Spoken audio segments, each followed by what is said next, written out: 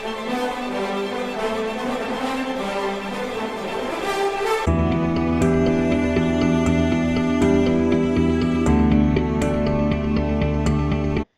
back, friends. We had a hard stop. I apologize. Julie, please continue. Yes. Oh my goodness. I want to totally agree with Sarah in you saying that. We just talked about this morning with a a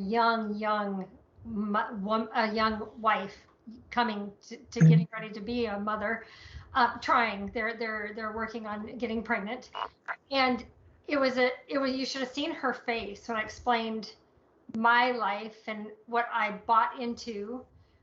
This whole thing of women can do so much, can run the world, can make so much money, can do all these things at the same time, then expected to be a perfect wife, a wonderful mother, a cook, a cleaner, a taxi cab driver, and everything has to be perfect.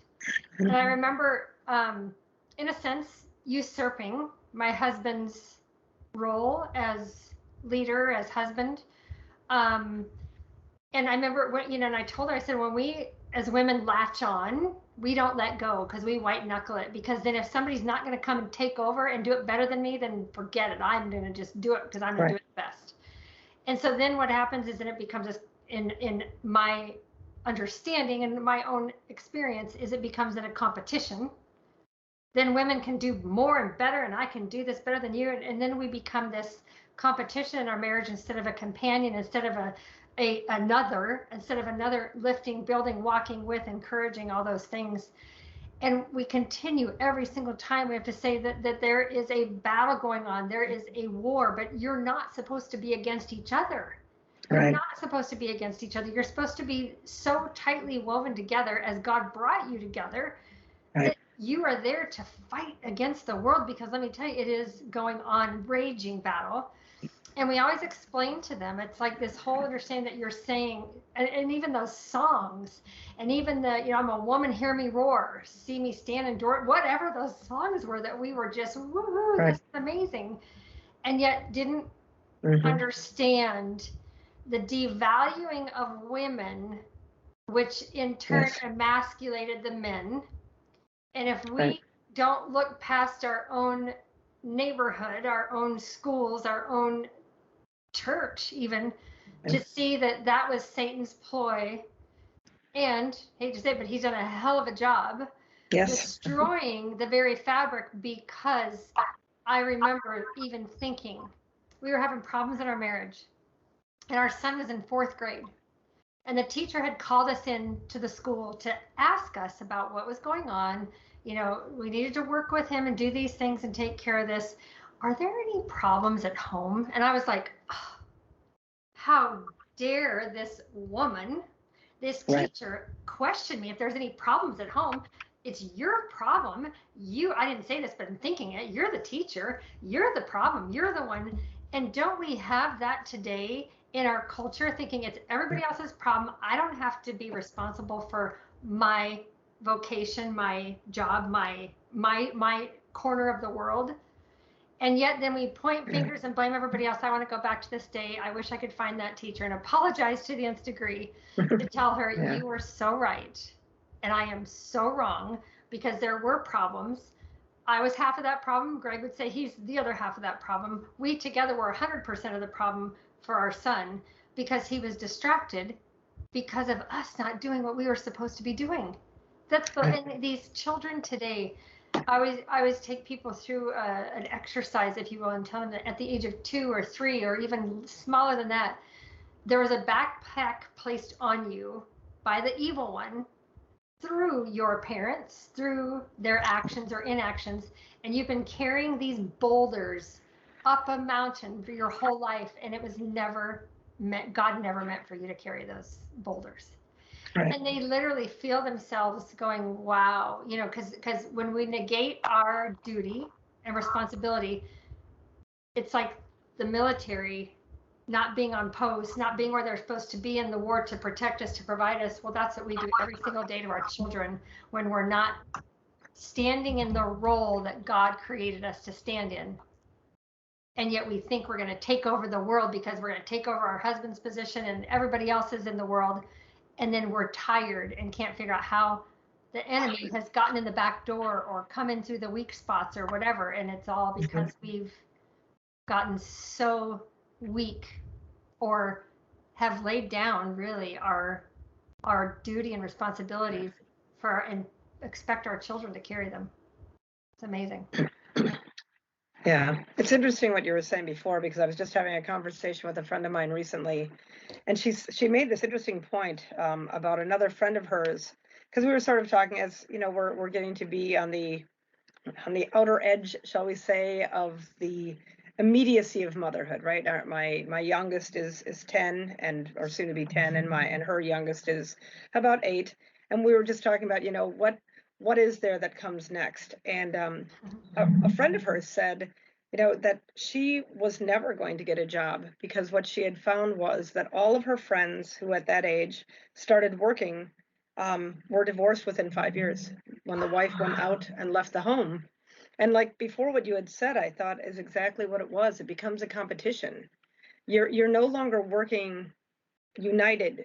Now it's mine and it's yours, and I do this and you do that, and why do I have to do all of the work at the house when, you know, I'm working too now? And you can really see that instead of working and striving together, there is a real adversity that enters into the marriage, and a real jeopardy for people who are at our stage of marriage. I think of how many friends we know who got married at 20, I mean got divorced rather, after 25 years of marriage. And you think, how did you make it so long? Like what was the impetus now that has made you think? Like, I think of your own husband, right? His parents. You're married for 25 years. Your husband thinks, oh, this is gravy. My parents have made it. They've sailed the river, and now they just get to enjoy each other's company. And I don't think the church does a really good job of articulating the various stages that individuals need to go to by themselves, but also as married couples, that we need to do a better job of instructing people about moving from a more active life to a contemplative life, right? I mean, our initial job was to get our children to leave the nest, right? But now we have to, because we can't accompany them with our presence, it becomes doubly important that we accompany them with our prayers. Yes, amen. And I'd like to say one last thing on the footnote to that. I love what you're saying. And yet it just saddens me to the core. Nothing shocks me anymore, which is sad to say, but it saddens me to this point where most of the couples that come to us, I would say the majority of the couples where we've met with 5,000 over the last 23 years, the majority that come to us have been to their family, have been to their friends, have even been to their church, to their priest, whatever it is. And they have been told, move on. You don't deserve this. You can do something better. Oh, I'll help you get an annulment. And we've had people say, I don't want to get out of my marriage. I just want to find a way to make it work. But that's the first thing they're saying. And it could be our banner, which is not, I'm not proud of it. Don't hear me wrong, please. We could have a banner that says, we've tried everywhere else. You're the only one that told us that our marriage can work. Right. That is sad. Or they'll say, you're our last hope. We're like, oh, no, we're not. God is, but we will help you, we'll direct you that way. So it's not even just couples. It's not even just those newly married. It's those families that need to be taught what it means for you to affirm your children, your grandchildren, in what they said I do to. We have to stop telling people that they can get out and do it somewhere else. That's not what the church has ever taught.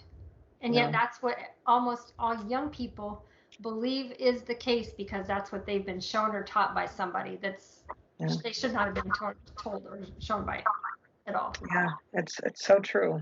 I mean, it's such a tragedy, because in so many ways, you know, the battle that St. Thomas More died for, right? The whole purpose of his martyrdom has been thrown out with the bathwater by the modernists in the church, who refuse to assent to the belief. I mean, I do think that there is a crisis of belief, a crisis of faith, that the priests who are giving us the instruction do not believe in grace.